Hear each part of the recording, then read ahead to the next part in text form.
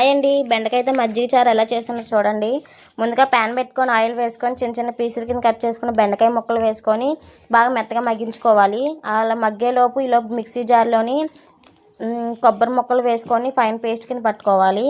ఆ పేస్ట్ని పక్కన పెట్టేసి బెండకాయ ముక్కల్లో సాల్ట్ వేసి 2 మినిట్స్ మగ్గించుకోవాలి. ఈలోపు బౌల్లో పెరుగు తీసుకొని బాగా చిలకరించుకొని మనకి కన్సిస్టెన్సీ ఎంత కావాలో దాన్ని బట్టి వాటర్ పోసుకోవాలి.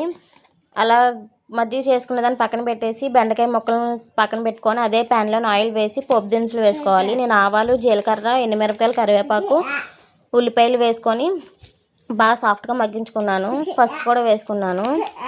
అలాగా ఉల్లిపాయలు మెత్తగా మగ్గించుకున్న లోపు స్టవ్ ఆఫ్ చేసేసుకొని మజ్జిగ బౌల్లోని కొబ్బరి పేస్ట్, బెండకాయ ముక్కలు, అలాగే పోపు దినుసులు కూడా వేసుకొని బాగా కలుపుకోవాలి. సాల్ట్ అడ్జస్ట్ చేసుకుని వేసుకోండి. అంతేనండి, ఎంతో టేస్టీ అయిన మనం బెండకాయ మజ్జిగ చారు అయితే రెడీ అయిపోయింది.